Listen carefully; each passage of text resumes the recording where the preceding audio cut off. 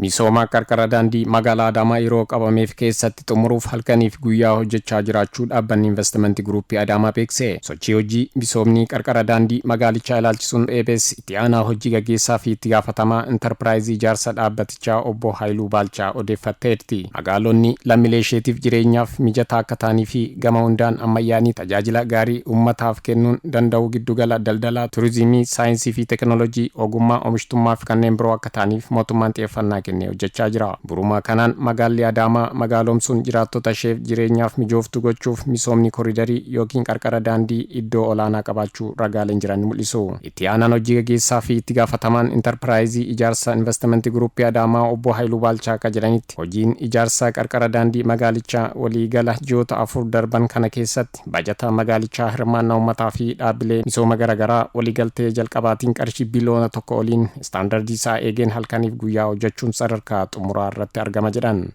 Ji'oota 4 darban keessatti halkanii guyyaa hojjenne amma sadarkaa gara xumuraatti finneerra jechuudha.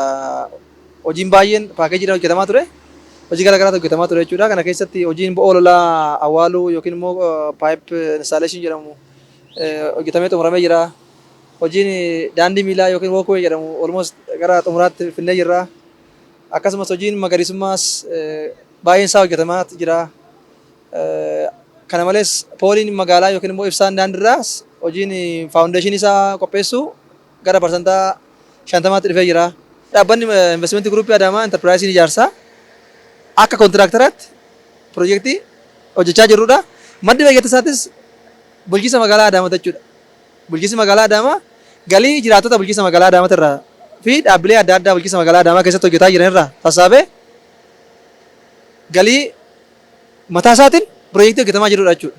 Yeroo ammaa piroojeektiin kun bajanni isaa ammaaf kana waliigaltee jalqabaatti irra jiru qarshii biliyoona 1.5dha. Misoomni qarqara daandiin hojjetamuun galmoota Smart Adaamaa qabaman milkeessuun guddina magaalichaa gama daldala, turizimii, konfiraansii fi kanneen birootiif shoora olaanaa gumaachuun galii uummataaf magaalichaa kan dabalan ta'uu ibsan. Guddina magaalaa tokkootiif hojii misooma koriidarii iddoo olaanaa fi hiika guddaa qaba. Bulchiinsi magaalaa Adaamaa akkuma beekamu magaalaa Adaamaa magaalaa guddaa magaalaa giddugala waa hundaa taate fi akka naannoo keenyattis akka biyyaattis magaalaa iddoo olaanaa qabuu fi sochii hawaasa dinagdee biyyaa keessatti gahee olaanaa qabudha. Misoomni koriidaraa bulchiinsa magaalaa Adaamaatiifis hiikoo guddaa qabaachuudha. Sababni isaas piroojeektiin kun piroojeektii addaati. Piroojeektii idileetirraa adda kan godhu maalidha? Amaloota adda ta'an qaba. Innis inisheetiiviidha. Inisheetiivii addaa hawwattummaa magaalaa tokkootiin dabalamudha.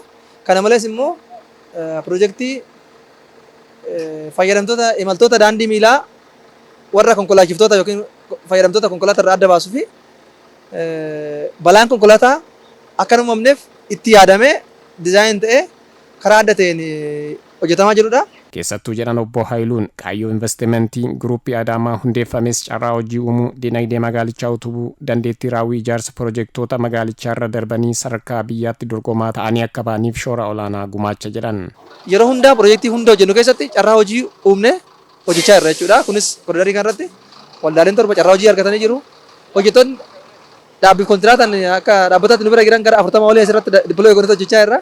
Hojjetaan guyyaa immoo yoo xiqqaate nama 350 ol asirratti lootii 5 qonnee hojjechaa waan jirruuf haala kanaan carraa hojii uumamee hojjetamaa ture.